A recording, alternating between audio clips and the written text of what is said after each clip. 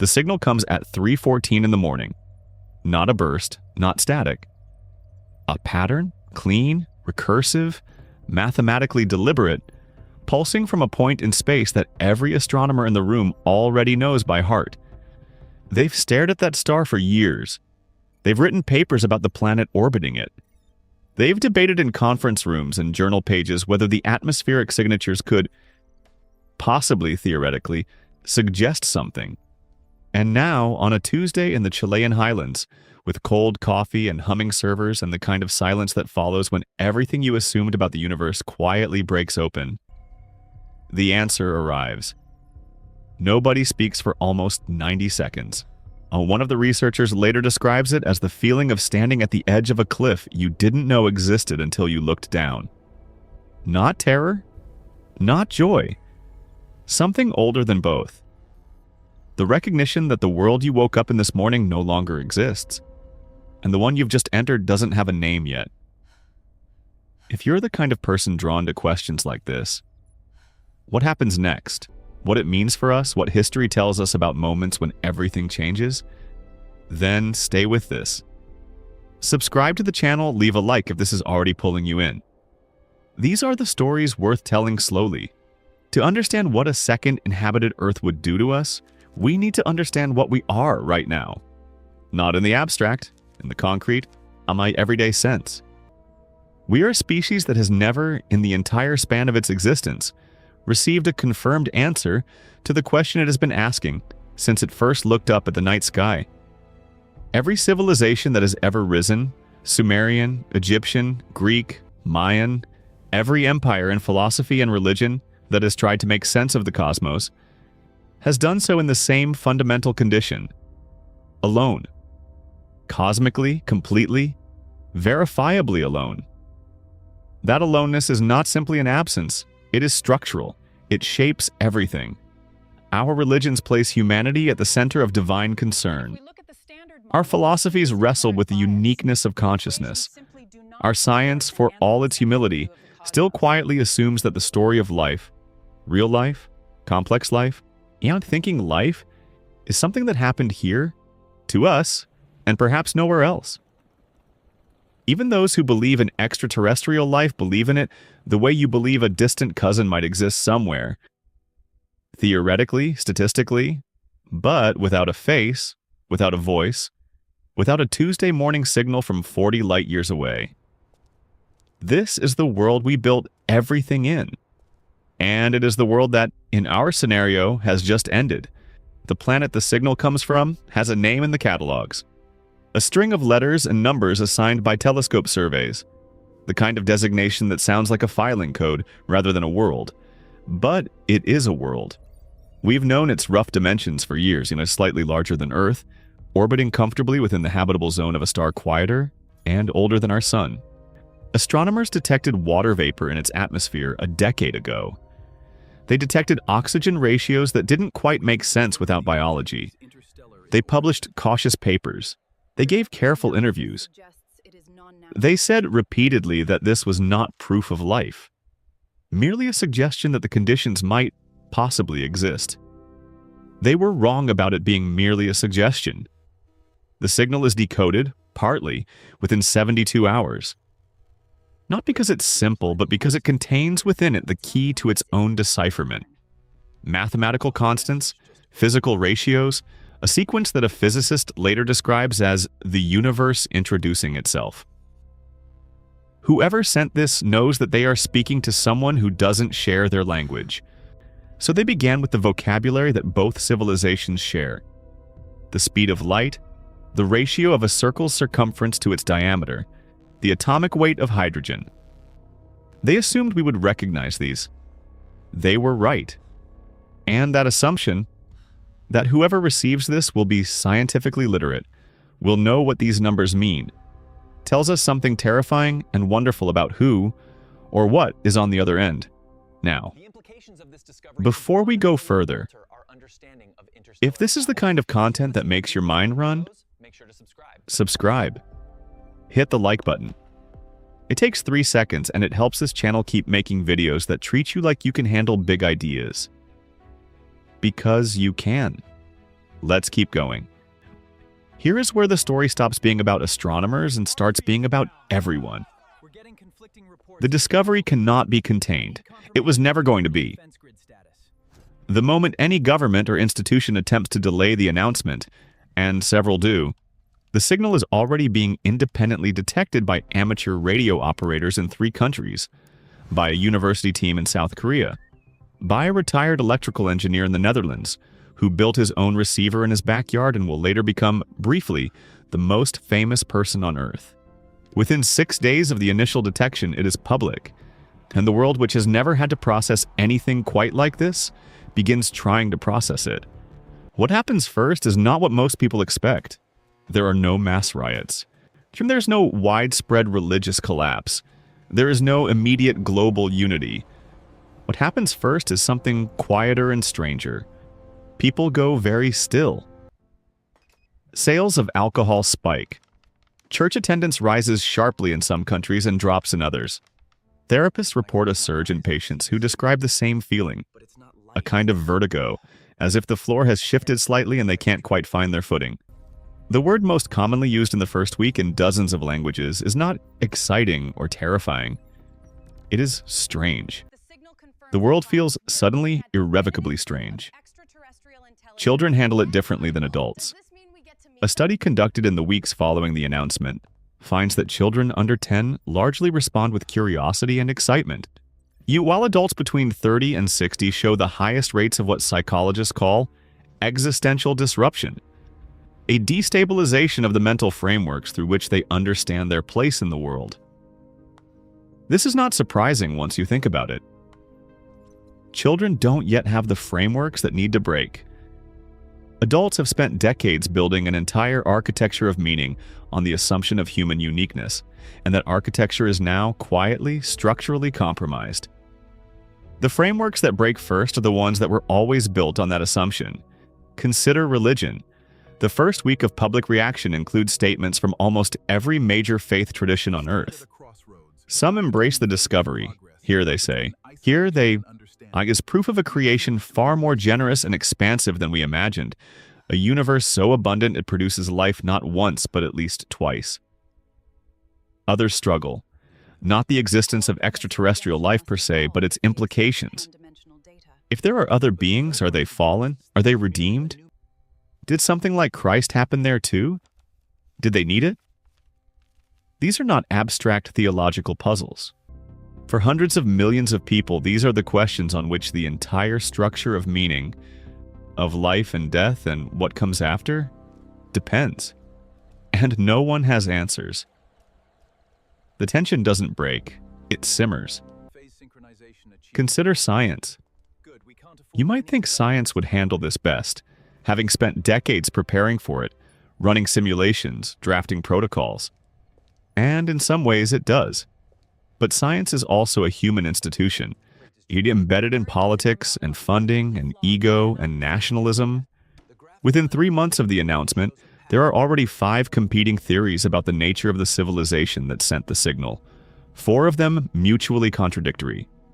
There are arguments about who has the right to respond, what the response should say, whether responding is safe at all, who speaks for Earth, who funds the project, which language of mathematics we should use in return. The IAU holds emergency sessions. The United Nations establishes a committee. The committee issues a preliminary framework. 12 nations immediately object to it. Meanwhile, the signal keeps coming. It changes slightly over the following months. New layers emerge. It becomes clear that what was received first was a greeting, a calling card. What follows is denser, more complex, something that will take years to fully interpret. The beings transmitting it have been doing so for a long time. Perhaps they've done it before, pointed at other stars and waited. Perhaps they wait in the way something waits when time means something different to it. Patiently, across decades, without urgency. That patience is its own kind of message. Now here is the layer of this story that most people, in those first overwhelming weeks, don't have room to think about.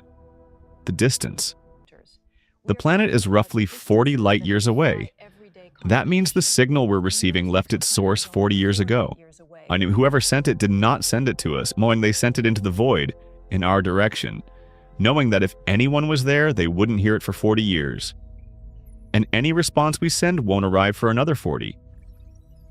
The first real exchange, question and answer, takes 80 years minimum. The civilization we're speaking to may have changed beyond recognition in that time. The individuals who designed and sent that signal are probably dead.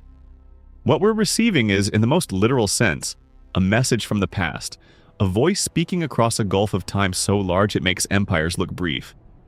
And yet we are receiving it. And yet it was sent.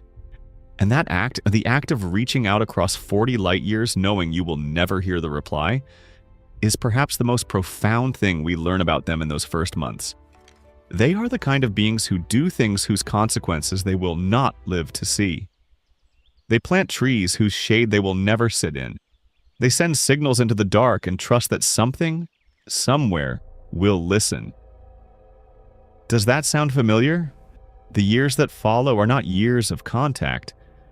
They are years of becoming. Of the human species slowly, painfully, unevenly rearranging itself around a new truth.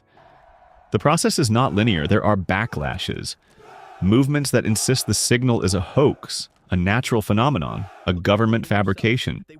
These movements are louder than their numbers suggest, partly because uncertainty is genuinely uncomfortable, and partly because the institutions responsible for telling people what is true have spent decades eroding their own credibility. The discovery lands in a world that is already struggling to agree on shared reality, and it does not simplify that struggle. It intensifies it. There are also, quietly, slowly, signs of something else. In the decade following the announcement, global cooperation on scientific projects increases measurably. The framing shifts almost imperceptibly. Problems that were once described as national or regional begin to be described increasingly as human. Climate negotiations that had stalled for years find new momentum, not because anyone specifically invoked the other Earth, but because the implicit context had changed. We are suddenly aware of being watched, not necessarily by the beings 40 light years away. The signal gives no indication they're monitoring us, but watched by the universe itself. Visible. No longer just players in our own small drama, but characters in something vastly larger. It changes behavior in ways that are hard to quantify but impossible to deny. The philosophers work through the night. The question that occupies them most is not, are they like us, but what does it mean that they exist? Because the existence of a second inhabited Earth does something specific to the philosophy of consciousness and meaning, it transforms our existence from a singular event into a pattern. And if life, complex, communicating, technologically sophisticated life either arose twice in the same galaxy, it almost certainly arose many times, which means consciousness is not an accident. It is something the universe does, a feature, not a bug, a thing that emerges reliably from the right conditions, the way water finds a downhill path. And if consciousness is something the universe produces reliably, then the questions we've always asked, like, why are we here? Does any of this matter? Is there meaning in the suffering we endure? Those questions don't get answered, but they get reframed. We are not asking them alone anymore. Somewhere, 40 light years away, beings who sent a signal into the dark are asking versions of the same questions. And the fact that they, too, are asking why that the universe produces not just matter and energy, but also wonder, also inquiry, also the irresistible compulsion to reach toward the unknown, means something. Even if we can't yet say precisely what, there is a moment, not a single moment, but a constellation of moments spread across years, when the world stops reacting and starts integrating, when the discovery stops being news and starts being background, when children grow up who have never known a world in which another inhabited planet was not a confirmed fact. These children think differently. Researchers studying their development find subtle but consistent differences. Higher baseline comfort with ambiguity, stronger tendency to frame problems at a species level rather than a national or ethnic one, yet greater instinctive humility about the limits of human knowledge. They didn't learn this from a lesson. They absorbed it from the air of a world that had already learned it. They are the first generation of a new kind of human. Not better, necessarily. History has taught us to be suspicious of claims about new and improved humans, but different, oriented differently. The way a person who has traveled far is different from a person who has never left home. Not smarter, not morally superior, but with a different sense of scale, a different intuition about what is fixed and what is contingent. The signal, by this point, has been partially translated. What we understand of it is fragments, concepts without full context, images without full resolution. We know they have something like art, we know they have something like mathematics, though their approach to it diverges from ours in ways that suggest a different cognitive architecture, a different way of experiencing number and pattern. We know they have something like conflict. The signal contains records of what appears to be historical struggle, perhaps war, perhaps something with no human equivalent. They are not perfect. They are not gods. They are something more useful than either. They are evidence. Evidence that intelligence can persist, that a species can reach the point of sending signals across the void and not have destroyed itself first. That evidence matters more than any specific thing we learn from the content of the message. Because the question that haunts our century, the question that sits beneath every climate report, every geopolitical crisis, every argument about whether civilization is sustainable, is not a political question or an economic question. It is a survival question. Can a species that develops the capacity to destroy itself choose instead not to? We don't know the answer for ourselves yet. But the beings 40 light-years away who built something powerful enough to transmit across that distance and whose signal contains no suggestion of catastrophe, who are still there, still transmitting decades after we first heard them, they are an existence proof. It can be done. The math works, the physics works, the biology works, and apparently once in a while the civilization works too. We cannot touch them. We cannot visit them in any time frame that a human lifetime can hold. The physics of distance makes conversation, in any ordinary sense, impossible. And yet they are there. And knowing they are there changes something fundamental in the human animal. Something that sits below language and politics and culture. In the older, quieter part of us that looks at the sky and asks whether anything is looking back. Something is. Now think about what you know. Not what you know about astronomy or physics. What you know about yourself. About the periods in your life when you felt most alone, most uncertain, most convinced that nothing you did was connected to anything larger. And think about what it would mean, not abstractly, but viscerally. To know that you are not the only kind of thing in the universe that feels that way and keeps going anyway. That reaches anyway. That builds anyway. That sends signals into the dark and waits. The other Earth does not solve our problems. It does not feed anyone, does not stop any wars, does not automatically make us kinder or wiser. History is never that simple, but it does something that no political solution or technological breakthrough can do. It changes the story we tell about what we are, and the story a species tells about itself, about whether it is alone, whether it matters, whether the universe is indifferent or generative. That story shapes everything. The choices made, the futures imagined, the timescales on which people are willing to sacrifice and plan and hope. And we have been living for all of recorded history in one story. The story of the only ones, the singular experiment, the pale blue dot in the indifferent void. That story is over now, and the one that begins. That is the story we are only just learning to tell. If this video stayed with you, subscribe to the channel. Leave a like, it genuinely helps this kind of content reach people who think deeply about big questions. And leave a comment. What would you do, personally, the day after the announcement? The day the signal was confirmed and you woke up and the world was different. I want to read those answers. I think they say more about who we are than almost anything else could. This video is a historical and speculative reconstruction generated with artificial intelligence, for illustrative purposes only. All scenarios depicted are hypothetical.